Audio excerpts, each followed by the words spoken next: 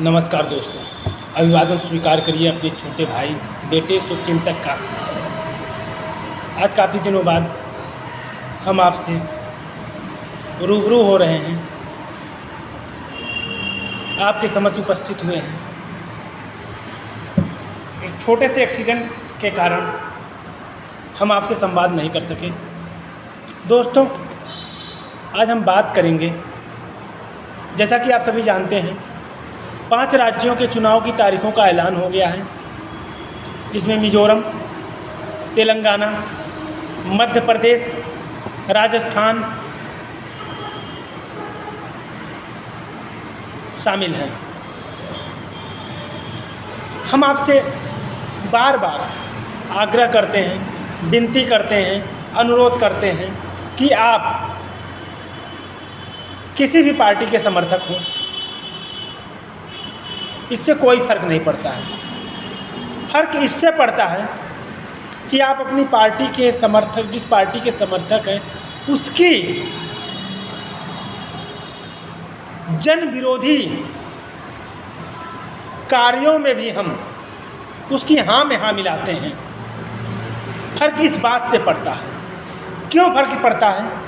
क्योंकि जब हम उसके अनियमित जन विरोधी कार्यों में सहयोग करते हैं तो हमारे देश का विकास बाधक होती है, विकास के रास्ते की बाधा बनती है। और जब हमारे देश के विकास की बाधा बनेगी तो हमारे बच्चों के, आने वाली पीढ़ी के भविष्य भी अंधकार की तरफ जाएगा। इसीलिए आपका यह छोटा भाई संजय सिंह राणा आपसे बार बार आग्रह करता है, अनुरोध करता है, विनती करता है कि आप अपने मौलिक कर्तव्यों के निर्वहन को जागरूक हो। पार्टी कोई भी हो, पार्टी सत्ता में आती है, चली जाती है। आज भाजपा है, कल कांग्रेस थी। आज उत्तर प्रदेश में भाजपा है, कल सपा थी, परसों बसपा थी। तो इससे फ़र्क नहीं पड़ता है। फ़र्क पड़ता है कि हम किस सरकार के जनहित विरोधी कार्यों का, सरकार की कार्यशैली का कितना आकलन कर उस पर अपनी प्रतिक्रिया देते हैं। सरकार की अनीतियों पर हम कितना अंकुश लगाते हैं, कितना टिप्पणी करते हैं, सरकार को कितना आईना दिखाने का कार्य करते हैं। और किसी भी लोकतंत्र के लिए यह सबसे अनिवार्य है, क्योंकि सरकार, राजा, लोकतंत्र में हम और आप हैं, हमारे देश की जनता है।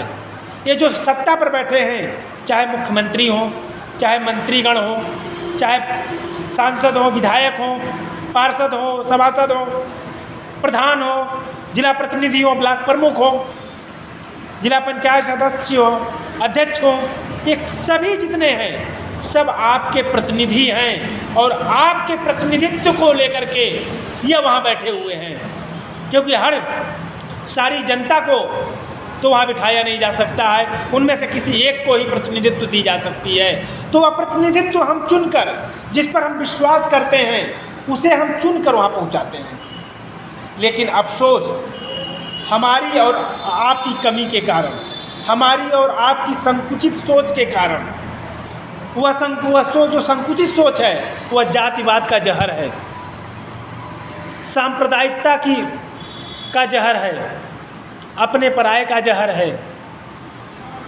इस जहर को हम घूट घूट करके पी रहे हैं। और इन 75 वर्षों के दौरान हम उसकी खामियाजा, उसका परिणाम भुगतते चले आ रहे हैं कि आज हमारे और आपकी बच्चे, हमारी आने वाली पीढ़ी शिक्षा के व्यवसाय की शिकार हो गई।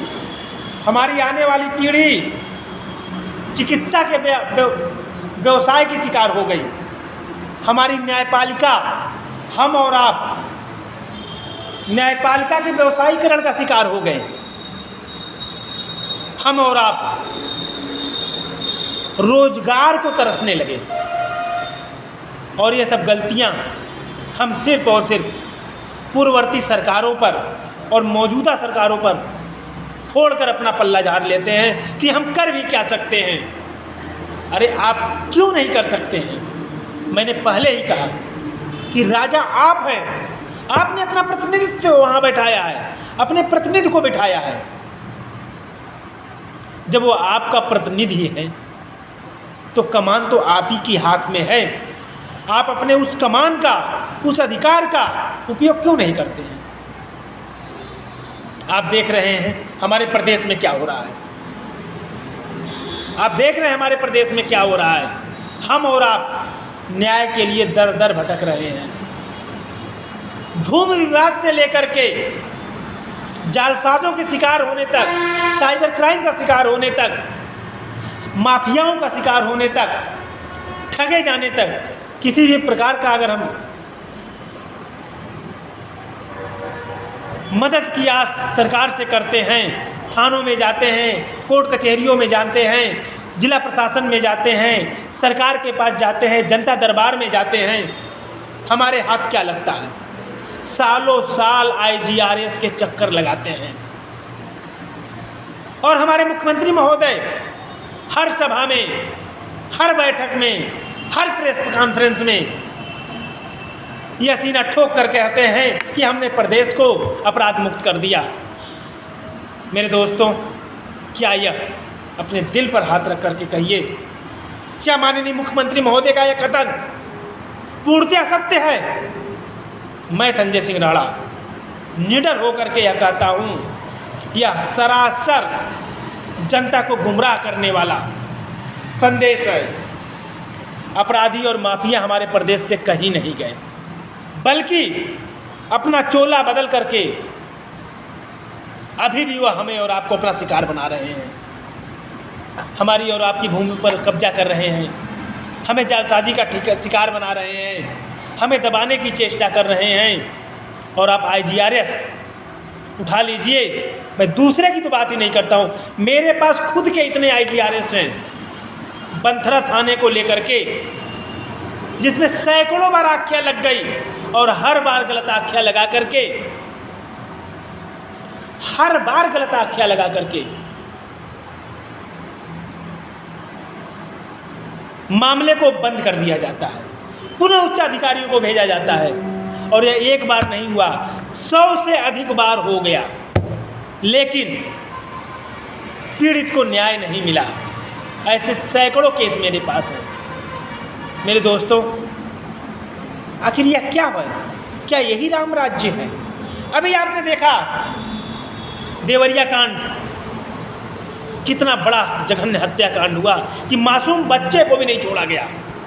और जड़ भूमि विवाद, और इस तिल को ताड़ बनाया किसने? पुलिस प्रशासन ने। पीड़ित परिवार जो अब इस दुनिया में नहीं है, IGRS से लेकर के DM, पुलिस कमिश्नर, SP सभी के दरवाज़ों पर गुहार लगाई, माथा टेका, लेकिन इन गैर जिम्मेदाराना प्रशासन ने, सत्ता के नशे में चूर सरकार ने, अपनी वर्दी के नशे में चूर पुलिस प्रशासन ने, अपने कुर्सी के नशे में चूर जिला प्रशासन ने की लापरवाही का नतीजा कि आज वह परिवार अपने मासूम बच्चे तक को बलि का बकरा बना दिया। स्वयं तो दुनिया छोड़ करके गया एक मासूम बच्चा, आज भी जिंदगी और मौत से लड़ रहा है। और आज सरकार 15 पुलिस सरकारी अधिकारियों को सस्पेंड कर अपना पल्ला झाड़ रही है। क्या यह पल्ला झाड़ लेने से उस परिवार को इंसाफ मिल जाएगा?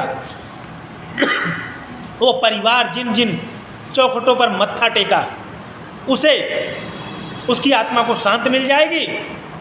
या फिर इन 15 पुलिस कर्मियों को या 15 सरकारी अधिकारियों को, जिनमें हर विभाग के शामिल हैं, कानूनगो से लेकर SDM तक, पुलिस तक,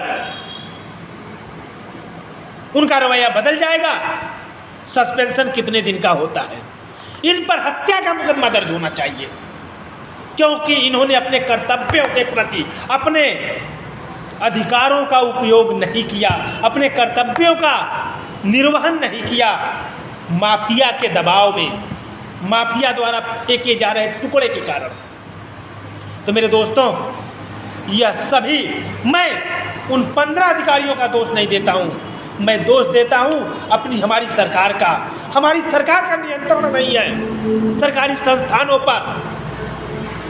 इसी नियंत्रण न होने का, अपनी कमी को छिपा करके हमारी केंद्र सरकार सरकारी संस्थानों का व्यवसायीकरण कर रही है, निजीकरण कर रही है। यही कमी अपनी सरकार छुपा रही है। यह सरकार की कमी है कि वो अपने राजकाज को, शासन की डोर को ठीक से नहीं संभाल पा रही है। अभी कुछ 2 दिन पहले ही मैंने एक वीडियो गोरखपुर का ही डाला है, वो भी भूमि विवाद ही है, कि किस प्रकार पुलिस एक पक्ष को सह दे करके एक नए देवरिया कांड का इंतजार कर रही है। यह घटना है थाना गीड़ा क्षेत्र की।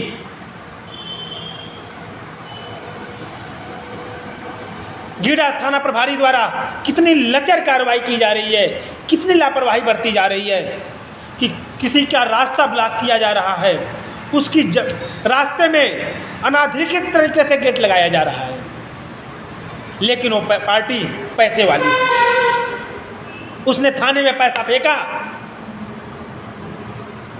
उस पैसे के दबाव में हमारी पुलिस, यह हमें बताने की आवश्यकता नहीं है कि किस हद तक नीचे गिर जाती है।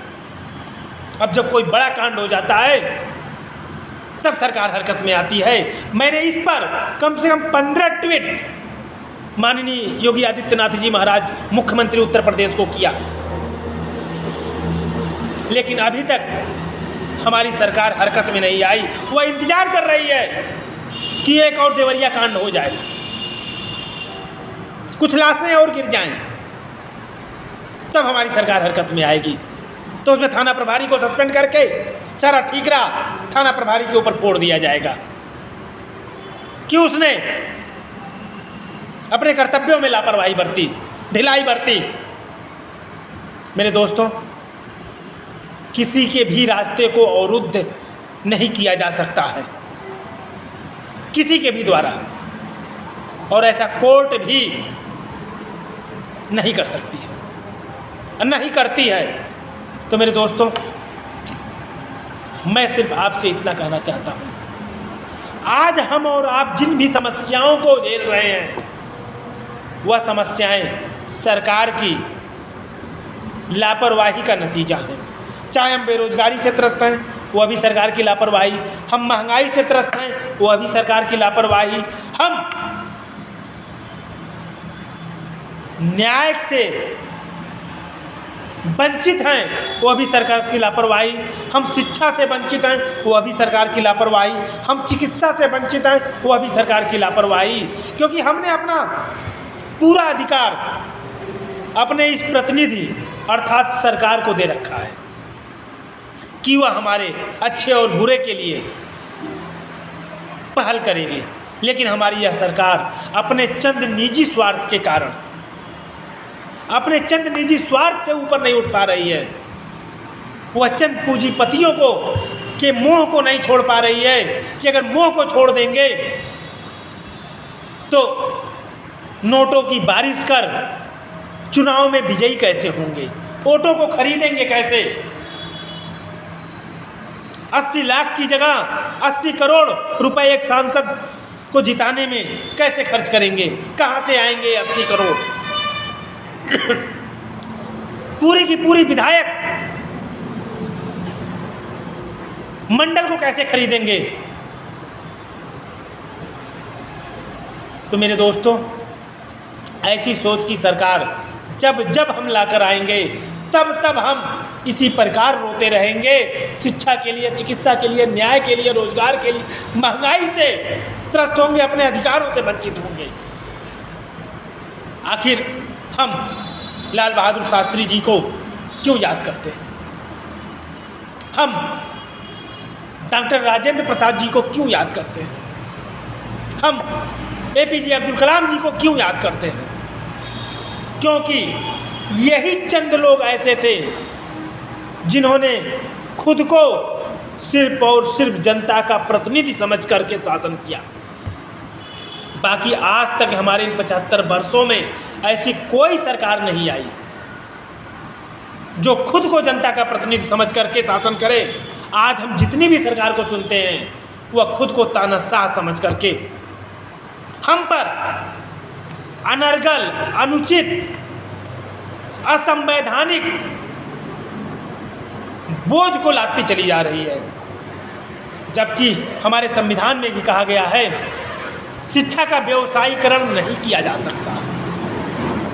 लेकिन क्या हमारे देश में शिक्षा का व्यवसाय नहीं हो रहा है? शिक्षा ही हमारे देश का सबसे बड़ा व्यवसाय है। हमारे देश में आज शिक्षा से बड़ा कोई व्यवसाय ही नहीं है। उसके बाद चिकित्सा, हमारे देश में चिकित्सा से बड़ा कोई व्यवसाय नहीं है। आपका परिजन अस्पताल में ज़िंदगी और मौत से लड़ रहा हो, लेकिन हमारे देश के अस्पतालों को पहले काउंटर पर 2 लाख रुपए जमा कराइए, तब वो एडमिट करेंगे। भले इन 2 लाख रुपए को जमा करते वक्त आपका परिजन, आपका मरीज दम तोड़ जाए, इन पर कोई चार्जेज नहीं है, क्योंकि इन लोगों ने सरकार को खरीद रखा है, सरकार को अपने हाथों की कठपुतली बना रखा है।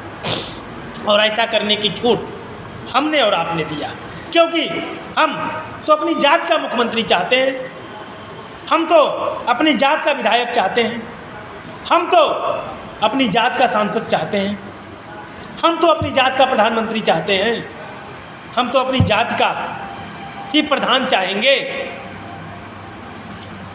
हम तो जात से ऊपर उठने की, न उठने की कसम खा रखी है कि हम अपनी जात से ऊपर नहीं उठेंगे। हमने मानवता को ताक पर रख दिया है। मानवता जाए भाड़ में, हमारी जाति का ही एमएलए, सांसद 2024 में बनना चाहिए। भले वह